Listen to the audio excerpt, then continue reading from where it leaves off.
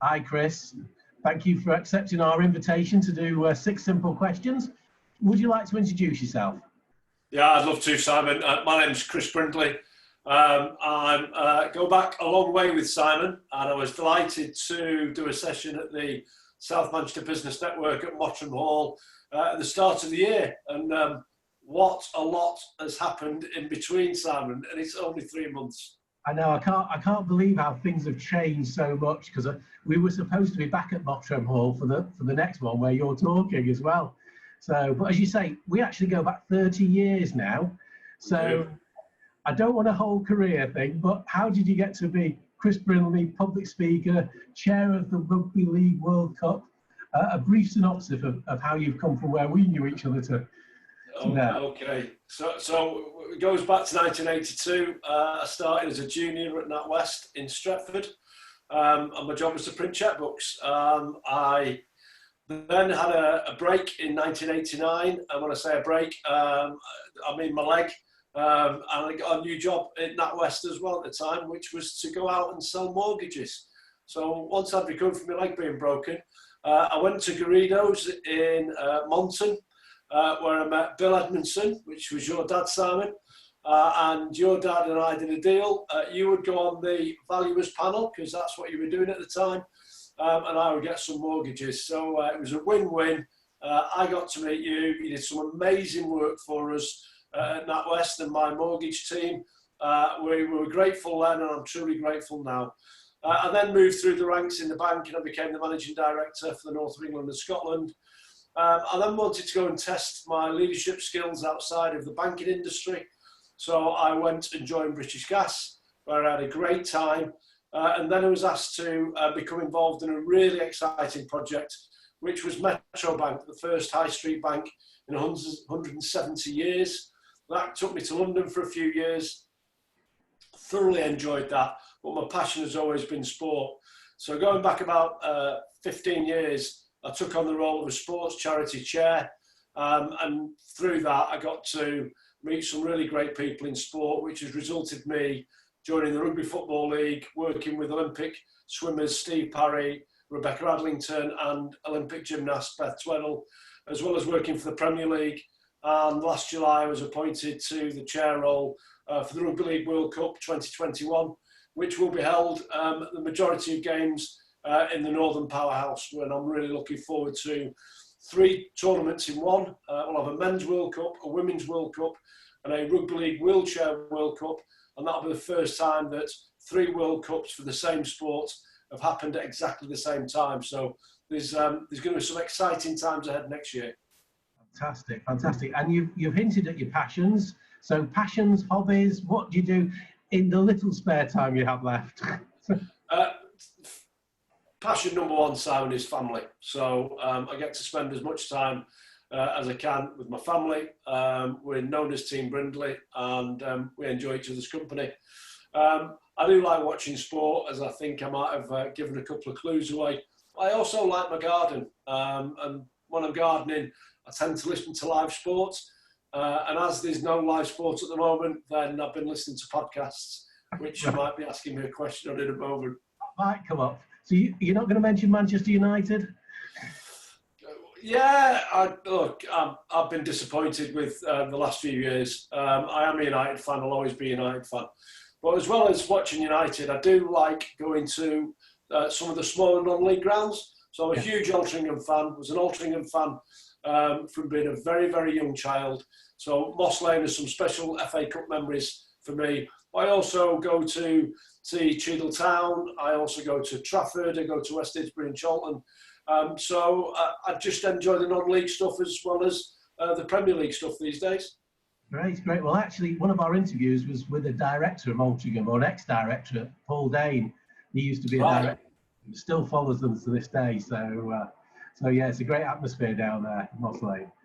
So you've already admitted you listen to podcasts. Go on. What are the ones that are interesting you at the moment? Well, the one that I would heartily recommend to any of your members, Simon, is one from BBC Sounds, and it's called Don't Tell Me the Score.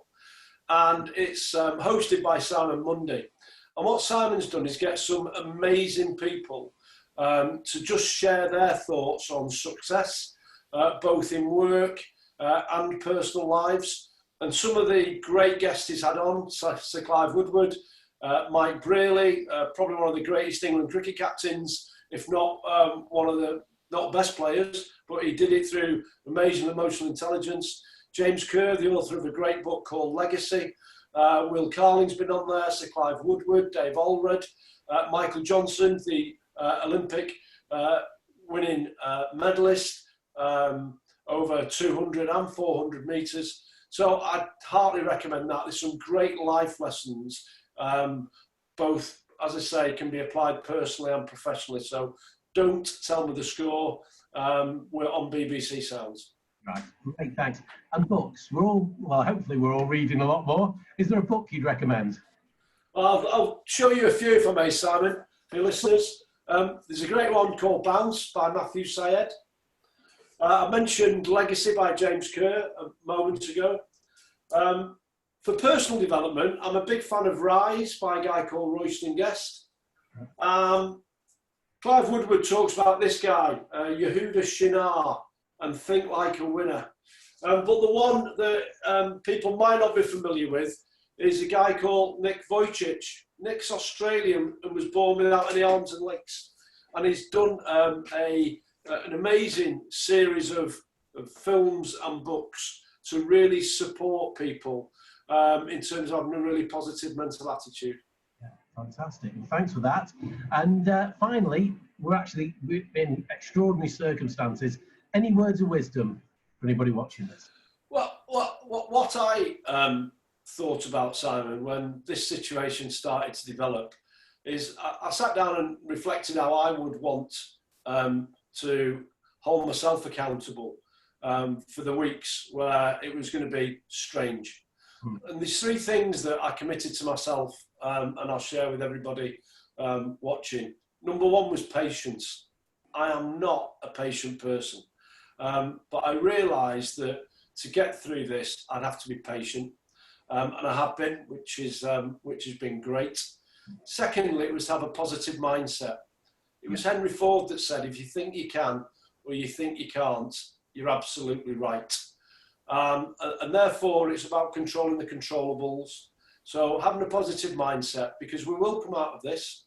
Yeah. Winston Churchill made a great saying in the Second World War, which was, when you're in hell, keep going, because actually you do get out of it. And we've had many situations in this country, 2 world wars, Spanish pandemic, crashes here, there and everywhere in the financial world, and we're still here.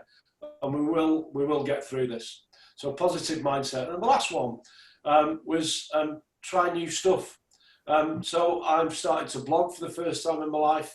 I am starting listening to podcasts, because normally if I'm doing something, I'll listen to sport, and obviously there's no sport.